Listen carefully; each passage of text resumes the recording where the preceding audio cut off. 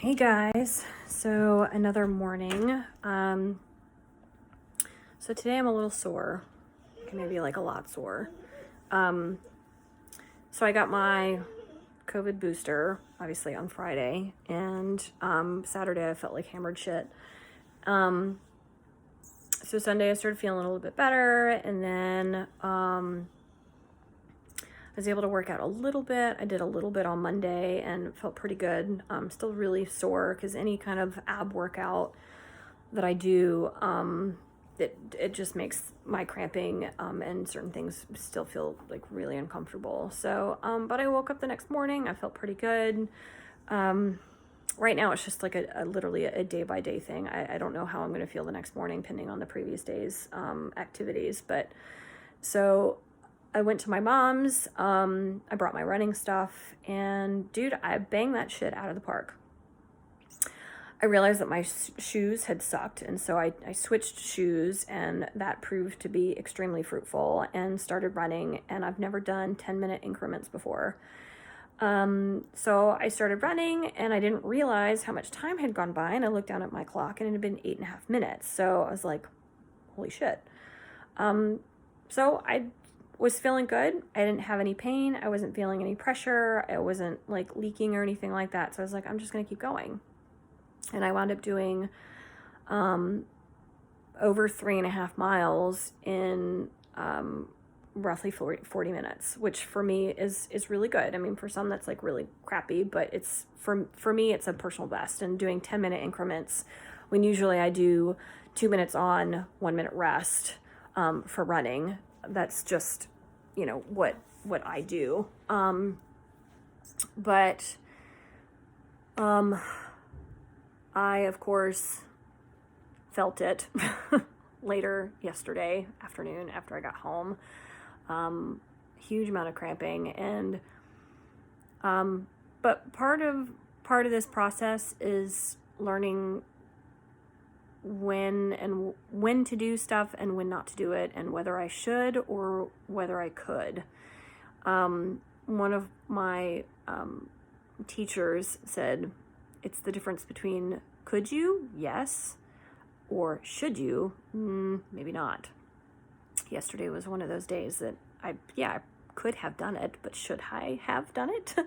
Probably not. But we're doing the Turkey Trot next Thursday, which is one of the biggest races in the United States, one of the oldest races in the United States in Buffalo, New York. And there's roughly 14,000 people that run this race every year, and it's just a really fun tradition. It's so awesome. And this is our first year being able to run it, especially since COVID. So we even scheduled my surgery around the Turkey Trot because I wasn't willing to miss it, and I'm willing to be in pain in order to do it. So otherwise we would have done the surgery on the 22nd. But my point being is that with all of this, I obviously try and educate myself as much as possible. And if you haven't already, request from your doctor any medical records that you have. We are allowed to have our own medical records. So they're not like the secret folder where they have, comments written about you. It's very scientific. Most of the stuff you can't even understand, but it's good enough where you can see what has been done in the past and what medical terminology you can educate yourself with, so that way you understand it in the future and you know what that means for you as a person and for your health.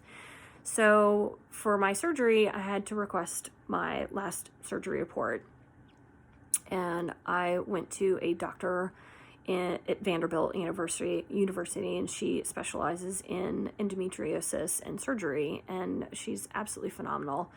So if you're in the Tennessee or Nashville area, seek out Dr. Yunker, Yunker. She's absolutely fantastic.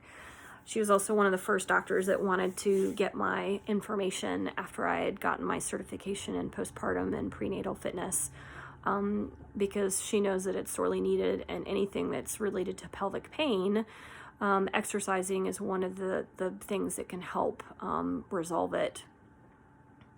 That's another rant for later. But anyways, so I was able to get my medical records, and every single one that I read was, patient complains of endometriosis. And I kept reading and reading and reading, and I read the surgical report, and it said that no endometriosis tissue found, which means they didn't find any endometriosis. So of course that made me question, well, do I even have endometriosis?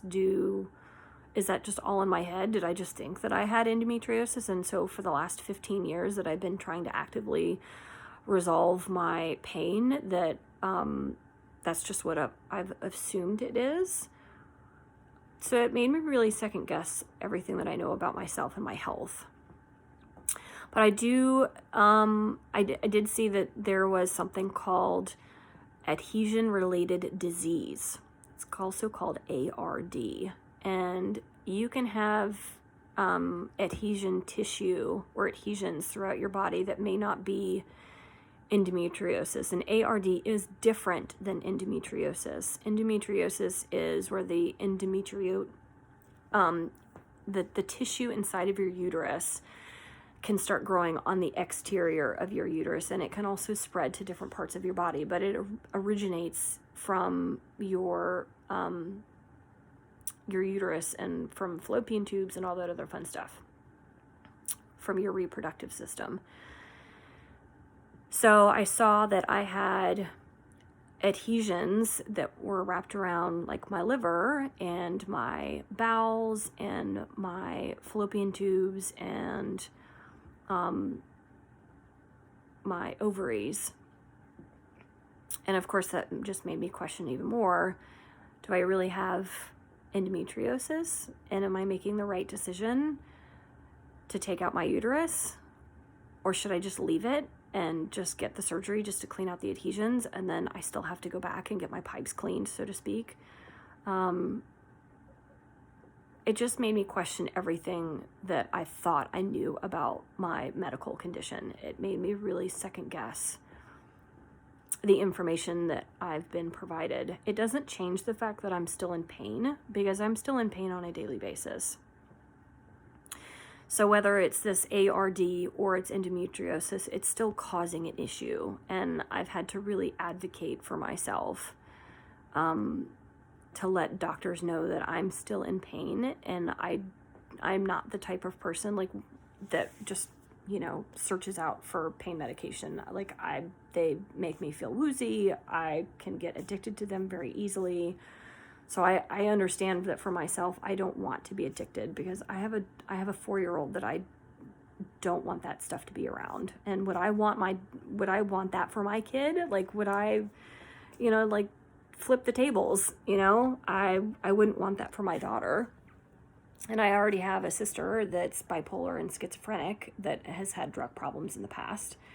So I understand the consequences of always searching for something to help fix the pain. And that also means going to finding other items that can solve that pain, whether it's alcohol or, taking too much Tylenol, or, pot would be really great. Because I just want to not be in pain. And if anybody has been in pain for long periods of time, it really fucks with your mental state. It can get you depressed. It can really cause some major mental depression and anxiety, and you just don't want to do anything, and you lose that zest for life. So I need to call my doctor. I've decided, and I've thought about it a lot, I am going to still go through the surgery, because it doesn't matter if I have the surgery now, because I will still have that scar tissue and I will still be in pain. If I do get the surgery, yes, those adhesions will come back. Because once you have adhesions, it's like a never-ending cycle. If you do a surgery, you're going to get adhesions. If you don't do the surgery, you'll still have the adhesions and still be pain. And they can tear and rip and cause more adhesions. So it's kind of like you're fucked if you do and you're fucked if you don't. But same thing with the endometriosis. If I did actually have endometriosis, sometimes having the surgery won't always fix it because it'll always be there. There's no cure for endometriosis. It doesn't matter what anybody tells you. If your doctor is good and they tell you there is no cure, believe them. There is no cure. You can do things to alleviate the pain. Exercising is one because that helps regulate your hormones. Your diet, which I kind of briefly talked about that the other day when I was meal prepping. So the certain foods can really change your hormone levels and can also affect how bloated you are and how it works with your body. And just eating healthier is just better overall. Of